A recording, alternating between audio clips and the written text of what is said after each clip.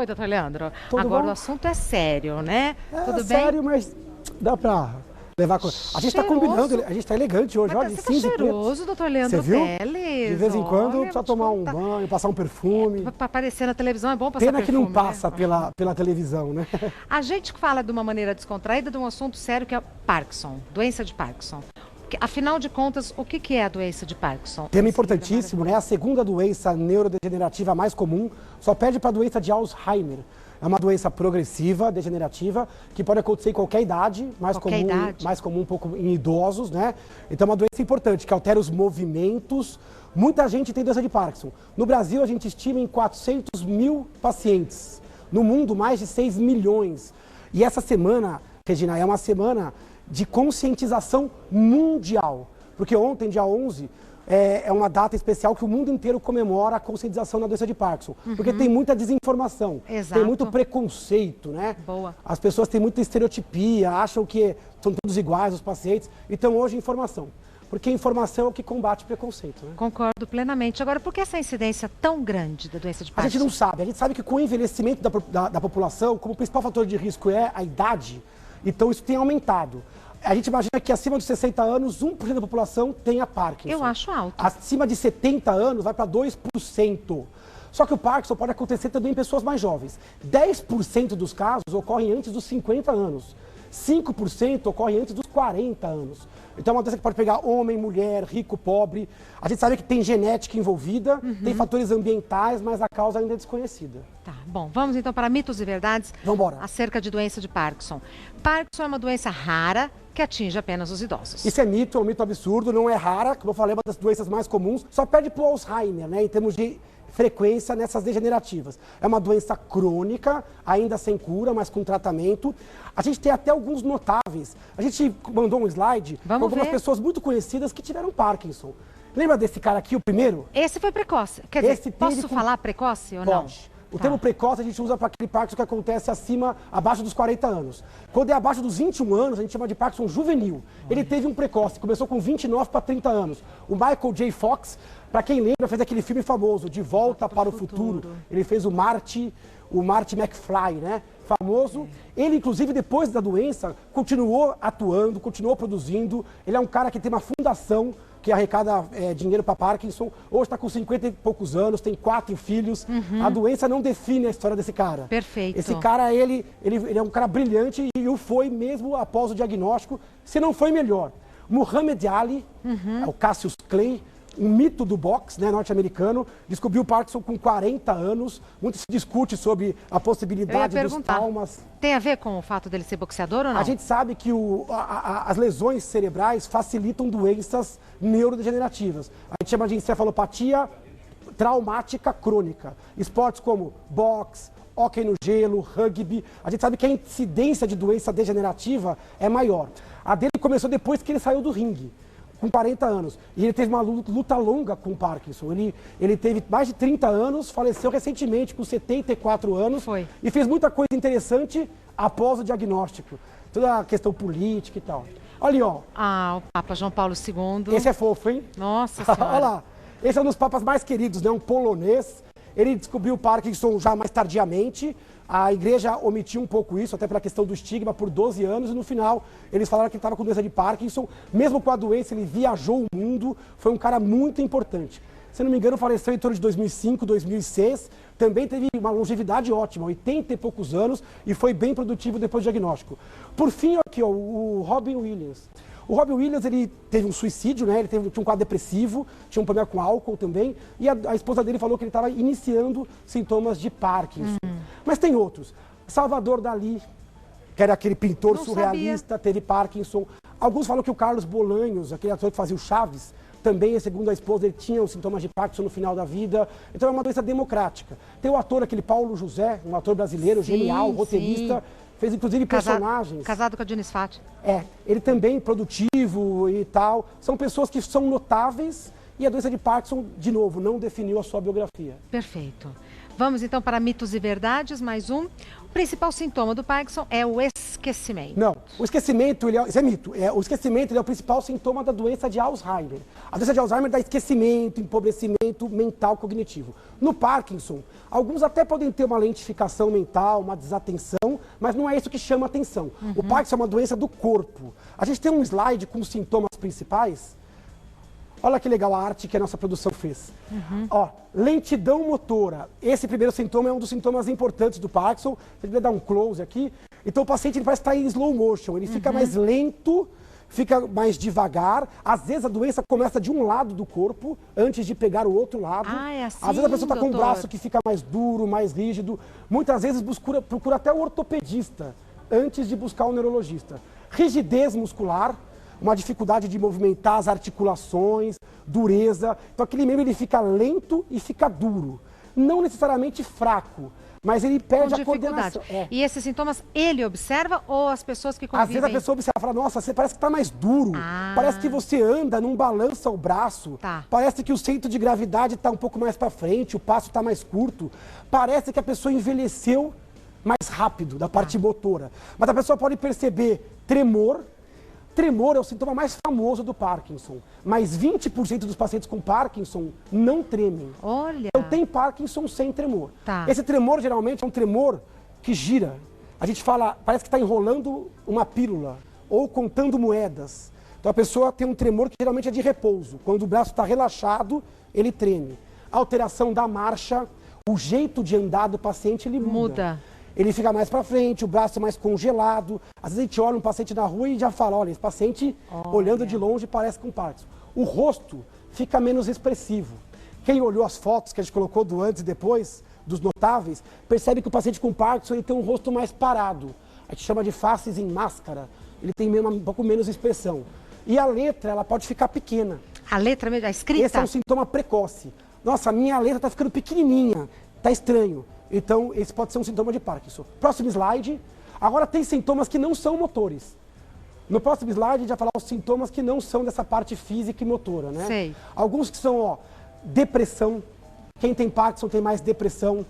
Quem tem Parkinson pode ter perda de olfato. Isso é um sintoma precoce. Às vezes a pessoa não tem cheiro, não sente cheiro. Isso faz parte do Parkinson. Intestino mais preso. Comparação com antes. Em comparação com antes. Esquecimento na fase mais avançada da doença. Outra coisa que pode acontecer com quem tem Parkinson é distúrbio de sono, insônia, ou aquela pessoa que sonha e vivencia o sonho na cama. Então, o sono agitado. O sono agitado. Quem descreveu o Parkinson foi um cara chamado James Parkinson. É um médico inglês. Ele chamou de paralisia agitans. Curioso, porque de dia o cara estava mais paradão. E à noite agitado. À noite ele sonhava e ficava agitado. Interessante. Ele estava lento e duro. Ao mesmo tempo ele tremia. Então, como é que é? É um paradoxo, né? Sim. Algumas áreas funcionam menos, perde motricidade, e outras acabam dando movimento involuntário. Tá. E problemas sexuais também? Problemas sexuais podem aparecer, alteração de pressão. Então, eles têm um pouco mais de desautonomia. Então, pode dar um pouquinho de disfunção erétil, pode dar um pouquinho de alteração na urina. Eu vi que até que recentemente fizeram uma pauta sobre bexigas, alteração. Hiperativas. Como é importante essa pauta, né? É uma coisa que se fala pouco e é muito frequente, né? Bom, vamos continuar daqui a pouco? Vamos. Mitos e verdades a respeito da doença de Parkinson. Vamos continuar? A causa mais frequente de tremor na população é o Parkinson. Isso é mito também. Muita gente se preocupa. Eu estou com tremor, acho que eu estou com Parkinson. Cuidado, Parkinson é uma das causas de tremor. Um tremor geralmente unilateral, no início, pode pegar depois na evolução, de repouso. Só que na população tem outras várias causas. A mais frequente é o tremor essencial. O que é isso? O tremor essencial acontece em 1 em cada 20 pessoas. Então é muito comum. 5% da população. Acontece mais jovem, é aquele tremor nas mãos, quando a pessoa estica a mão. Ou quando ela pega um objeto. Então, é um tremor que acontece praticamente de forma constante. Se a pessoa está nervosa, ele piora. E a pessoa não tem nenhum dos outros sintomas que eu falei. Não está rígida, não está lenta. É Parkinson? Não é Parkinson. Tremor essencial é uma outra doença e essa sim é a mais comum. Mas ansiedade pode dar tremor, medicamentos pode dar tremor.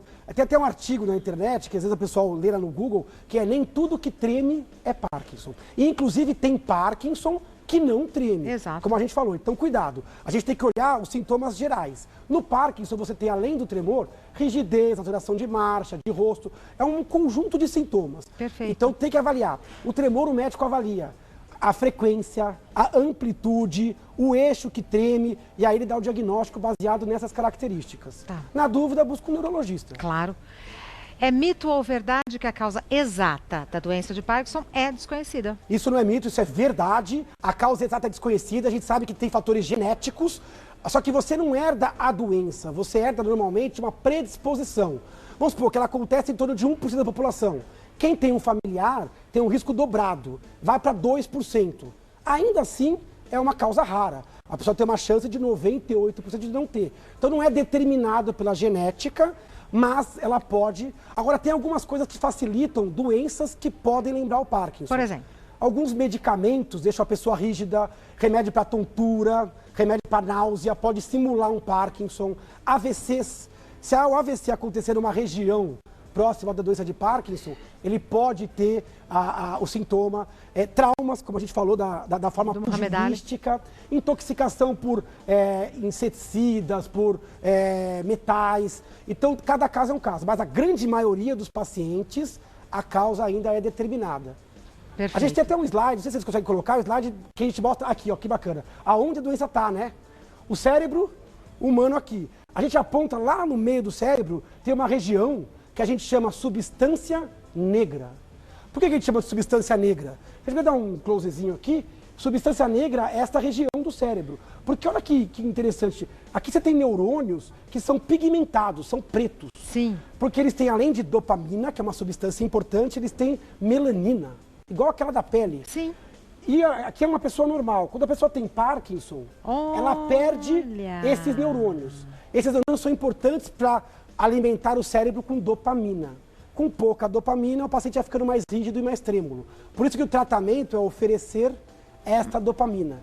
Tratamento que foi revolucionado desde a década de 60 em diante com a levodopa. Então, hoje você tem medicamento para atenuar os sintomas do Parkinson. Tá. Hoje, na verdade, você tem mais de 10 remédios possíveis para esses pacientes. Mas olha como a doença já é conhecida, Exato. mas a causa Ainda não. Mas estamos caminhando para descobrir a causa? Graças a Deus, sim. Que bom. A doença de Parkinson é a que mais avança em termos de neurodegeneração.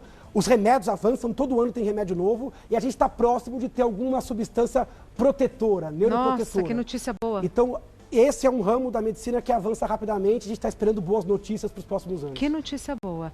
Temos perguntas que as pessoas de casa mandaram? Legal. A gente vai responder daqui a pouco. Vamos agora voltar para o nosso tema com o Dr. Leandro Teles. Perguntas a respeito da doença de Parkinson que você de casa mandou. Antonieta, um médico falou para minha mãe que o Parkinson dela foi causado pelo uso excessivo de um remédio para labirintite. É possível? É possível. Na verdade, aí a gente não chama de doença de Parkinson, a gente chama de Parkinson secundário, porque ele foi provocado por uma substância. Remédios para controlar alucinação, a gente chama de antipsicótico, e remédios para tontura estão entre esses remédios perigosos. Quando o médico examinar alguém e acha que está com Parkinson, a primeira coisa que ele vai perguntar é o que está tomando, para ver se não está na receita e na prescrição, não, a causa do Parkinson. Entendi. Na receita. Então o médico vai perguntar, está tomando o quê? Né? E vai olhar. Medicamento. E aí ele vai tirar esse medicamento. Às vezes o remédio é a causa. E aí, tirando, volta ao normal. Às vezes o remédio só acelerou o processo. Às vezes, mesmo tirando, o médico ainda vai ter que tratar. Mas é muito importante evitar a automedicação, principalmente pessoas acima dos 60 anos. Porque alguns remédios podem induzir um quadro semelhante de rigidez muscular, tremor e lentificação. Tá. Próxima pergunta foi enviada pelo Giovanni. Meu tio tem Parkinson e muita depressão. Existe associação entre essas doenças? Existe. E a depressão não é assim, eu descobri que eu estou com Parkinson e fiquei deprimido. Não. Existe uma depressão além disso. Olha. Essa dopamina que falta no Parkinson também é importante para controlar o humor. Então, as pessoas com Parkinson têm quase metade dos pacientes desenvolvem depressão. E às vezes a depressão ela vem antes do Parkinson. Curioso. Muito. Então, às vezes a pessoa tem episódios depressivos e descobre o Parkinson 5, 10 anos depois. Às vezes ela descobre a doença, tem um ótimo enfrentamento, depois de 1, 2 anos após o diagnóstico, depressão. Então existe essa comorbidade e aí você tem que tratar as duas doenças. Você tem que melhorar o paciente para o Parkinson e às vezes tratar também a depressão. Medicamento, terapia e o que seja. E o mesmo médico trata a depressão e o Parkinson? Se o quadro depressivo for um quadro tranquilo, o próprio neurologista trata, ou o geriatra pode tratar. Se for uma depressão mais forte, aí a gente faz uma associação do psiquiatra com o neurologista ou geriatra. Tá. Próxima pergunta foi enviada pela Marcela. Vi no documentário que há uma cirurgia que cura o mal de Parkinson. Essa cirurgia já está disponível? É interessante a pergunta, né? Dentre os tratamentos, o mais importante é o medicamento. O medicamento melhora muito o paciente, principalmente nos primeiros 10, 15 anos de doença, onde ele responde muito bem ao remédio. Fisioterapia é fundamental, o paciente ficar forte, ficar firme. E a cirurgia, ela existe. Aqui, o problema aqui é que a cirurgia não é a cura. A cirurgia, ela é mais um tratamento para aqueles pacientes que já estão oscilando a performance com o remédio. Então, é para pacientes mais graves e mais selecionados. Tá. Como é uma coisa meio nova e tecnológica, pode ser que mais para frente aumente a indicação. Está disponível no Brasil, existe até alguns estudos feitos e algumas indicações pelo SUS, Sistema Único de Saúde. Que notícia boa. Mas é para uma minoria de pacientes, porque a indicação ela é específica. Entendi. Então essa cirurgia coloca um eletrodo, como se fosse um marca-passo, numa região do cérebro, tem uma bateria e esse marca-passo dá estímulos que organiza um pouco a performance do cérebro. Gente. Mas o paciente continua tendo Parkinson e continua usando remédio, mas ele fica mais equilibrado. Então ela vem somar. Então a gente não usa cura, existe cirurgia e está disponível em alguns centros sim. Como tratamento? Como tratamento conjunto. Eu só queria fazer uma correção. Por favor. Ela usa aqui o termo mal de Parkinson. Não que é é um termo mais. que a gente não usa mais. Doença de Parkinson. Doença de Parkinson, transtorno de Parkinson, porque o mal de Parkinson dá uma sensação ruim, né? Como se fosse uma maldição, uma coisa bem ou mal. É uma doença crônica como qualquer outra. Bem observado. Então a gente não usa muito esse termo, apesar de ser consagrado pelos leigos, a gente usa a doença de Parkinson, é mais elegante. A gente está aqui para levar informação, né? Então a gente não vai mais falar mal de Parkinson aqui, Vamos vai tentar, falar às vezes doença de até a Parkinson. gente escapa com um negócio desse, mas a gente tem que se policiar, Nem me porque o nosso diga. termo, ele é carregado às vezes de preconceito sem a gente perceber. Exatamente. Isso não ajuda em nada o paciente, né? Exatamente. Achar que ele está com um mal. Mal. Ninguém fala mal de hipertensão, mal de diabetes. Por que o Alzheimer é mal, o Parkinson é mal? É doença dele. Isso, doença dele. Arrasou. Próxima pergunta foi enviada pelo João Carlos. Pacientes com Parkinson podem dirigir e trabalhar? Com certeza. O paciente com Parkinson, Pode dirigir? ele precisa fazer o diagnóstico e precisa tratar. Ele estando bem medicado e compensado, ele pode trabalhar. É óbvio que depende muito do que ele faz. Se for um trabalhador intelectual, ele vai trabalhar até o último dia de vida, com Parkinson, sem Parkinson. Se for um trabalhador braçal, vai depender do estágio da doença. Mas, de modo geral, eu tenho pacientes que lutam artes marciais, tem pacientes que trabalham continuamente, que pegam peso. Paciente bem equilibrado, dependendo da fase da doença, pode e deve trabalhar. Parte do sofrimento da doença é a perda da autonomia. Então, a gente tem que lutar a favor da autonomia sempre. Então, pode e deve trabalhar, às vezes com um ou outro ajuste, né? E pode casar, pode ter filhos. Pode dirigir? Pode dirigir. A direção vai depender da qualidade, porque você tem que fazer o teste do Detran e você tem que passar, né? Detran acho que é só São Paulo, né? Tem que fazer o teste de direção e você tem que mostrar que você tem habilidade para isso. Tá. Mas muitos pacientes com Parkinson dirigem bem. É curioso. Às vezes o paciente anda mal, aí vai no carro Dirige e dirige bem. E muitos dançam bem também. Super Quando curioso. você coloca música, parece que o cérebro capta aquele embalo e tem uma performance melhor. Que interessante, Então o paciente doutor. com Parkinson, muitos vão dirigindo, vão sozinhos, têm autonomia. Para você ver como não é uma doença tão incapacitante quanto a gente imagina. Exato. A gente tem que mudar o nosso conceito. É o preconceito, né, maior? É o preconceito. É o preconceito. Próxima pergunta foi enviada pela Ana. O paciente precisa tomar medicamento para sempre? O que mais pode ser feito além da medicação? O Parkinson é uma doença sem cura, é uma doença crônica e o fator tempo a gente não consegue controlar. O paciente ele vai envelhecer. Então, de modo geral, o paciente usa cronicamente o remédio. Falar para sempre a gente não usa. A gente fala assim, na medicina e no amor, nem sempre, nem nunca. Adoro isso. Então, na medicina, nunca a gente vai usar sempre. Mas há uma tendência do paciente usar remédio por longo período, quiçá para sempre. E tem que fazer fisioterapia. O paciente está melhor, pode fazer musculação para ficar forte, terapia ocupacional. Em caso de depressão, você pode ter o psicólogo, nutricionista para manter a massa magra, trabalho.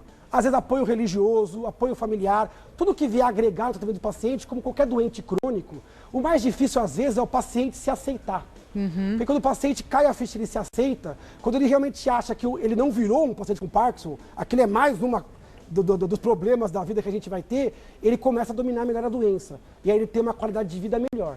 Tá, então o apoio da família no trato com o paciente e com a doença é fundamental. É fundamental, vai dar o resultado do tratamento. Exato. Não vai colocar tudo no remedinho. Boa. O remédio vai ajudar, mas tem toda uma parte que a gente tem que fazer. O remédio é parte do tratamento. É parte. E não só familiar, a sociedade como um todo. Por isso que Perfeito, pautas doutor. como essa mudam Perfeito. a sociedade.